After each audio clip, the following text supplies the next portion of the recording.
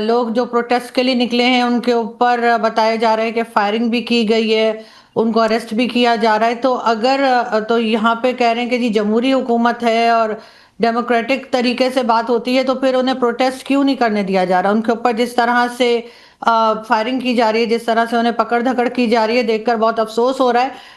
कल रात से लेके अभी तक मेरे पास बेशुमार वीडियोस जो हैं वो आज़ाद कश्मीर के लोगों ने भेजी हैं, जिसमें कि वो बता रहे हैं कि उनके ऊपर किस तरह से जुल्म किया जा रहा है, किस तरह से उनकी अपनी जो मकामी जो पॉलिटिकल पार्टीज हैं या ग्रुप्स हैं उनको बैन किया जा रहा है। तो यकीनन पाकिस्तान के लिए ये बात सही नहीं होगी। इनको जिन्हें हम शहरक कहते हैं कि जी कश्मीर हमारी शहरक है, तो आज वही लोग जो हैं उनको हम गद्दार भी कह रहे हैं, टेररिस्ट भी बता रहे हैं।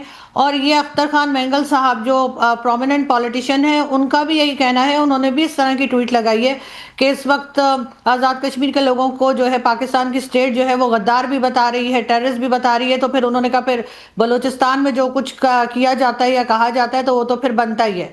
और यही तरीका इन्होंने हर जगह इस्तेमाल करना शुरू कर रखा है कि अगर कोई प्रोटेस्ट के लिए आता है या प्रोटेस्ट करता है तो फिर इस तरह से उनको मारा पीटा जाता है। आपको याद होगा जिस वक्त डॉक्टर मारंग बलोच इस्लामाबाद आई थी कुछ साल पहले, तो उनके ऊपर भी ये केमिकल वाला पानी और क्या कुछ डाला जा रहा था। तो भाई आप प्रोटेस्ट करने दें, अगर आपको इतना डर खौफ नहीं है तो फिर उन्हें बात करने दें, लेकिन ऐसा नहीं हो रहा है। यहाँ पे बहुत अफसोसनाक सिचुएशन इस वक्त है। इरशाद अहमद खान साहब, क्यों है ऐसा जो बता रही है आरजू काजमी कि भाई वहां लोगों को ज्यादती का शिकार होना पड़ा और लोग अब कह रहे हैं कि भाई हमको नहीं चाहिए, हमको आपकी हुकूमत नहीं चाहिए, जोर जबरदस्ती से जो हुकूमत आप लोग चला रहे हैं उस हुकूमत के नीचे नहीं रहना है? बहुत शुक्रिया जी। पहले तो हुकूमत हम नहीं चला रहे, आज़ाद कश्मीर के लोग चला रहे हैं। फैसल राठौर साहब वजीर आजम हैं, अब वो आज़ाद कश्मीर से ताल्लुक रखते हैं। वो मुमताज राठौर साहब वजीर आजम होते थे पहले, उनके बेटे हैं। तो कश्मीरियों की हुकूमत है, कश्मीर आज़ाद है, कश्मीर के लोग आज़ाद हैं। हाँ, चंद लोग जो आपके एजेंडे पे, हिंदुस्तान के एजेंडे पे काम कर रहे हैं। मैं ये कहा भी आपसे पहले एक आपके इंडिया के चैनल पे मैं बैठा हुआ था, मैं यही उनसे कह रहा था कि आफरीन है हिंदुस्तान की तमाम एजेंसीज पे और फख्र है मुझे पाकिस्तान की एजेंसीज पे जो आपकी हर साजिश को नाकाम बनाते हैं। आप कोशिश करते हैं।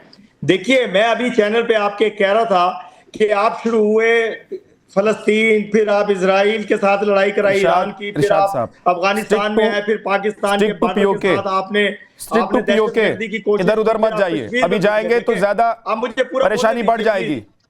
बिरादर मुल्कों के साथ आप लोग क्या कर रहे हैं वो दुनिया देख रही है और वही लोग आपको डंडे लेकर ढूंढ रहे हैं।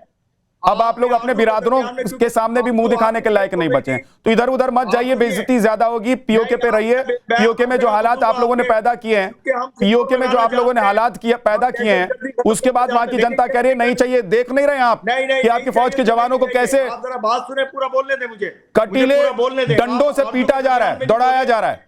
कि आप जो आपके लिए बोल रही थी, मैं अपने पाकिस्तान के लिए बोल रहा हूं, मैं आजाद कश्मीर के लिए बोल रहा हूं, मैं मकबूजा कश्मीर के आपका कौन सा पाकिस्तान, आपका कौन सा कश्मीर, आपका कौन सा कश्मीर? आपको धोखेबाज चोर आपके खिलाफ बोल रहा हूं, चोरी करके एक जमीन के टुकड़े पर जबरदस्ती कब्जा करके और वहां के लोगों को प्रताड़ित कर रहे हैं, वहां के लोगों को परेशान कर रहे हैं, उनके हक हकूक को छीन रहे हैं और उसी का नतीजा है आज। आप जब हमें बुलाते हैं ना इरशाद खान साहब बोलिए, लेकिन मैं कह रहा हूं ना कि आपका भी फर्ज बनता है एहतराम से हमें भी सुने। हम आर्गुमेंट कर रहे हैं आपके साथ, हम ये कह रहे हैं हमने तो आफरीन का आपके एजेंसीज पे जो दहशतगर्दी फैलाते हैं पूरी दुनिया में और फख्र किया अपनी पे जो आपकी दहशतगर्दी को नाकाम बनाते हैं। देखिए, पूरी दुनिया देख रही है, पूरी दुनिया में आया है, आपके कपड़े उतार दिए मेरी एजेंसीज ने, आपको शर्म कर लीजिए, शर्म कीजिए।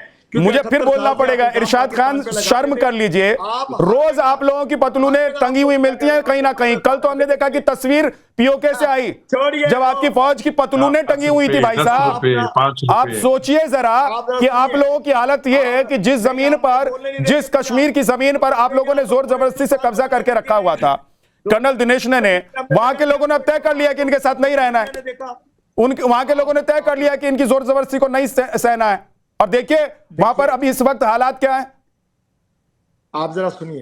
देखिए विद्यानाथ, मैं बताऊं आपको, ये इरशाद भाई ना जिंदगी में कभी पीओके में नहीं गया। इसकी हिम्मत ही नहीं वहां जाने की, कि जाएगा तो पिटेगा। इसको कुछ नहीं पता। आरजू बहन जो बता रही हैं, उनके पास इतनी वीडियोस आई हैं, सब कुछ आया है। इससे पूछो, इसको कोई घास भी डालता है वहां पे, कोई पूछता भी है? ये इसका काम सिर्फ चमचागिरी करना है। आईएसआई और आईएसपीआर का जो एजेंडा वो लेके बैठ जाता है ये किसी भी टीवी के अंदर, और ये खुद नहीं बताएगा कि 5 रुपए में, 10 रुपए में, 15 रुपए में, 50 रुपए में। इनकी बहादुरी की सेना की पतलूने जो है वो पीओके के अंदर जो है रावलकोट से लेकर मुजफ्फराबाद तक सड़कों पे लगी हुई थी रेट के साथ में। इनकी हिम्मत नहीं है, क्योंकि इनकी जो पुलिस है ना, पिछली बार जब हंगामा हुआ था तो पंजाब पुलिस को पूरा खदेड़ा था इन लोगों ने, और इन्होंने पंगा कहां ले लिया अभी। असली चक्कर ये है विद्यानाथ, ये लोग हमारे जो भाई हैं वहां पे पीओके के अंदर 22 सीट है हमारी, 22 सीट रिजर्व्ड है हमारी है वो। ये इनके पास कोई वजूद नहीं इनका, ये लुटेरे लोग हैं, कबीलियों का भेष भर के आए थे। गलती से वो यूनाइटेड नेशन के अंदर जाकर के अटक गया मामला, और हम लोग थोड़े दिनों तक सब्र करके बैठ गए। अब सब्र खत्म हो गया, हमारा भी खत्म हो गया है, पीओके वालों का भी खत्म हो गया।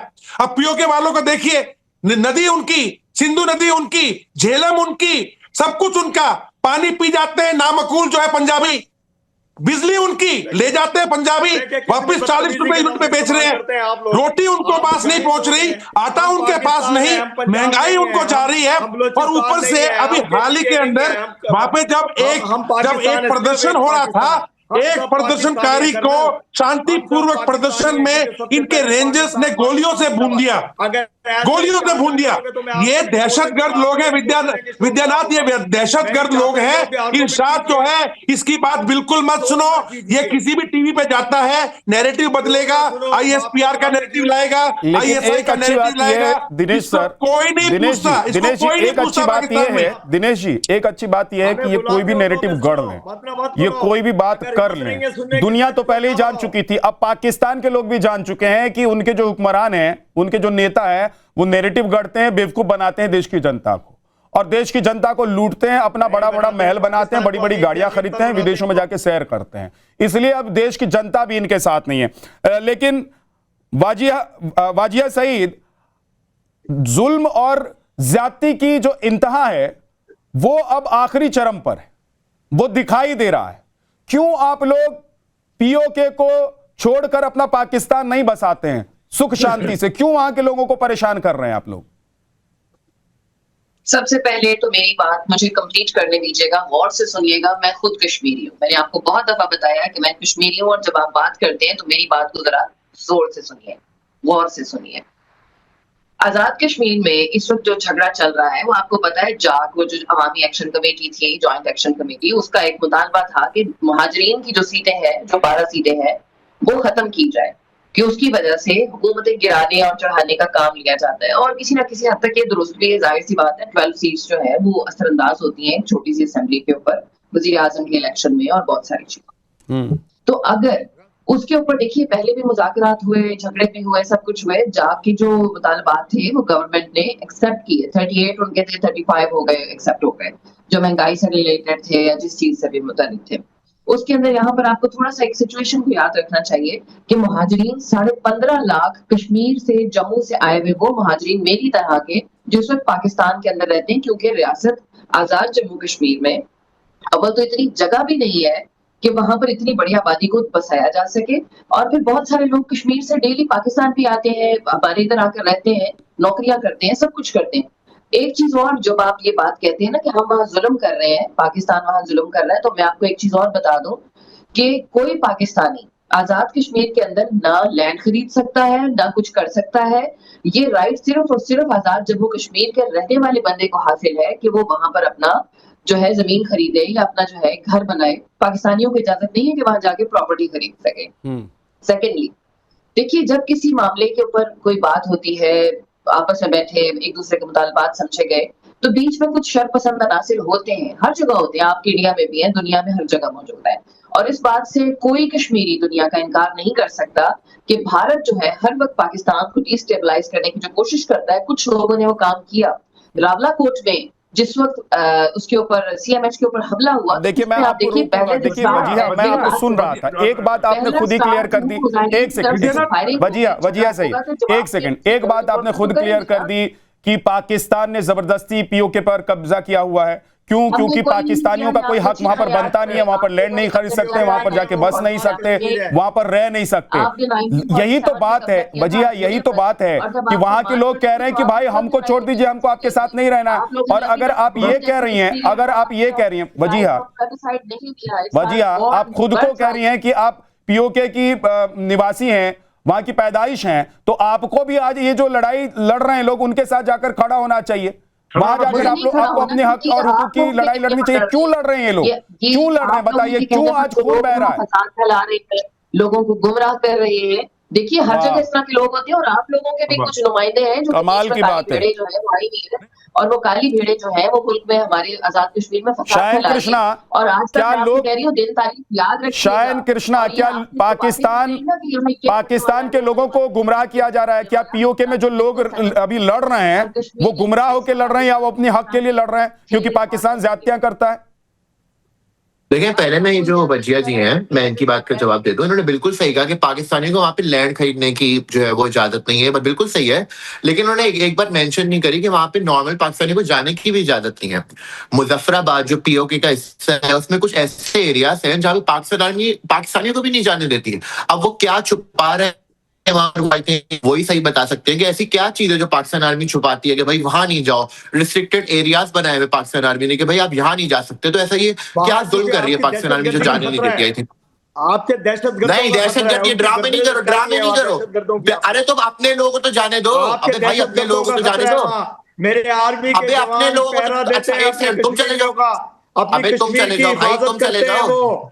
कश्मीरियों तुम्हारे पाकिस्तानी जर्नलिस्ट नहीं जा सकते वहां पर, तुम्हारे पाकिस्तानी जर्नलिस्ट नहीं जा सकते, तुम चले जाओ वहां पर, दिखा दो क्या चल रहा है। रिस्ट्रिक्टेड एरिया क्यों बनाया हुआ है? क्यों जुल्म कर रहे हो? क्यों वहां पे लड़कियों के साथ जुल्म कर रहा हूं? मैं पूछ बोलूं अपना, क्यों जुल्म कर रहा हूं लड़कियों के साथ वहां पर? शर्म नहीं आती तुम लोगों को? ये कश्मीर की वजह से बंगालियों के साथ कर, तुम लोग कश्मीरियों के साथ कर रहे हो, सिंधियों के साथ कर रहे हो हरकतें। जुल्म करते हैं। अबे तो चले जाना भाई, तू चला जा वहां पर, देख ले कश्मीर में क्या हो रहा है, जाकर देख लो। जारी है, हम कश्मीर की आजादी तक जंग लड़ते रहेंगे। कोई आजाद, कश्मीर आजाद है और कश्मीर बिल्कुल आजाद है भाई, आजाद है कश्मीर, फिक्र नहीं करो। अपना देखो, आजाद कश्मीर अपना देखो, बलोचिस्तान आजाद हो रहे हैं, आजाद हो रहे हैं, उनको पहले देखो। कश्मीर आजाद है, फिक्र नहीं करो कश्मीर की। शर्म करो, आजाद कश्मीर आजाद है। मकबूजा कश्मीर जो आपने कब्जा बिल्कुल आजाद, तो छोड़ो कश्मीर का पीछा।